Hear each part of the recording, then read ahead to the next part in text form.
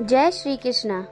आज हम सुनेंगे उस दिव्य कथा को जिसने पूरे ब्रजभूमि में भक्ति, समर्पण और प्रेम का अद्भुत उदाहरण प्रस्तुत किया। यह है गोवर्धन की पवित्र कथा।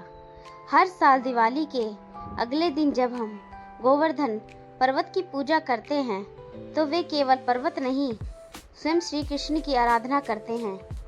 बहुत समय पहले जब भगवान श्री कृष्ण अपने बाल्यकाल में गोकुल में रहते थे, तब हर वर्ष गोकुलवासी देवता इंद्र की पूजा किया करते थे, क्योंकि उनका विश्वास था कि इंद्र ही वर्षा कराते हैं, जिससे अन्न उपजाऊ होता है और गौ भोजन करती हैं। एक दिन जब सब गांव वाले इंद्र यज्ञ की तैयारी में लगे थे, तो नन्हे कृष्ण ने माँ यशोदा से पूछा, माँ, यह सब क्या कर रहे हैं? ये इतने सारे पकवान और पूजा की तैयारी किसके लिए है? माँ ने कहा, बेटा, ये देवता इंद्र की पूजा है। वही वर्षा कराते हैं, जिससे हमारी गांवें और खेत हरे भरे रहते हैं। श्री कृष्ण मुस्कुराते हैं, माँ, वर्षा तो प्रकृति का नियम है। इंद्र भले वर्षा कैसे करा सकते हैं, पर हमारी असली मदद तो यह गोवर्धन पर्वत करता है। यही हमें हरियाली देता है, यही हमारी गौओं को चारा भी देता है और यही हमें आश्रय भी देता है। तो हमें धन्यवाद किसे देना चाहिए, इंद्र को या गोवर्धन को? गांव वाले चकित रह गए। कृष्ण ने प्रेम पूर्वक कहा, आओ इस बार इंद्र की नहीं, गोवर्धन पर्वत की पूजा करते हैं। कृष्ण की बात सबको बहुत भा गई। उन्होंने गोवर्धन पर्वत की पूजा का भव्य आयोजन किया, गायों को सजाया, पकवान बनाए, खीर, पूरी, मिठाइयाँ, मक्खन और लड्डू। हर घर में उत्सव का माहौल छा गया। सब मिलकर पर्वत की परिक्रमा करने लगे। गोवर्धन महाराज की जय के नारे गूंज उठे। कृष्ण ने स्वयं गोवर्धन पर्वत का रूप धारण किया। एक विशाल रूप में उन्होंने पर्वत के रूप में कहा, मैं प्रसन्न हूँ, सबकी पूजा स्वीकार करता हूँ। फिर सब भक्तों ने प्रसाद बांटा, गौओं को भोजन कराया और पर्वत के चरणों में नमस्तक हुए। इधर स्वर्गलोक में इंद्र को जब यह समाचार मिला कि ब्रजवासियों ने उसकी पूजा छोड़ दी है, तो वह अत्यंत क्रोधित हो उठा। अरे नादान ग्वालो, मेरे बजाय एक पहाड़ की पूजा कर रहे हो? मैं इसे ऐसा सबक सिखाऊंगा कि याद रखोगे।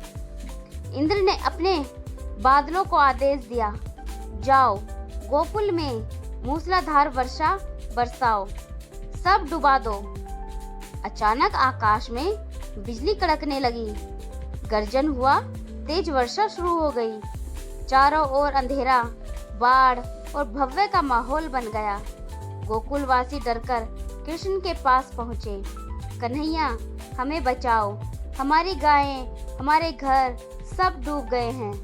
कृष्ण मुस्कुराए, शांत स्वर में बोले, डरो मत, मैं हूं ना। फिर बाल कृष्ण ने अपनी छोटी उंगली से गोवर्धन पर्वत को उठा लिया। एक विशाल छत्र की तरह उन्होंने सबके ऊपर उसको थाम लिया। सभी ब्रजवासी, गायें, बच्चे और बुजुर्ग सब उस पर्वत के नीचे आकर सुरक्षित हो गए। 7 दिन और 7 रात तक निरंतर वर्षा होती रही, पर किसी को कोई हानि नहीं हुई। इंद्र यह देखकर दंग रह गए। उसे समझ नहीं आया कि यह कोई साधारण बालक नहीं, स्वयं परमेश्वर है। वह तुरंत पृथ्वी पर आया, नतमस्तक हुआ और बोला, हे प्रभु, मुझे क्षमा करें, मैंने आपको कष्ट दिया। आप ही सच्चे पालनहार हैं। श्री कृष्ण ने कहा, इंद्र, अहंकार सबसे बड़ा शत्रु होता है। देवता भी जब विनम्र होते हैं तभी लोक कल्याण होता है। वर्षा थम गई, सूरज निकला और ब्रज में फिर से खुशहाली लौट आई। सबने कृष्ण के चरणों में प्रणाम किया। कृष्ण ने कहा, जब भी यह दिन आए, गोवर्धन पर्वत की पूजा करना, गायों का सम्मान करना और प्रकृति और देवता समझकर उसकी रक्षा करना। तब से ही हर साल दीपावली के अगले दिन गोवर्धन पूजा मनाई जाने लगी। लोग अन्नकूट का प्रसाद बनाते हैं, सैकड़ों व्यंजन और भगवान को समर्पित करते हैं। गोवर्धन पूजा हमें सिखाती है कि सच्ची पूजा किसी देवता की नहीं बल्कि प्रकृति, अन्न, गौ और प्रेम की होती है। जो अहंकार छोड़कर कर्तव्य निभाता है वही सच्चा भक्त है। जय श्री कृष्णा, जय गोवर्धन महाराज।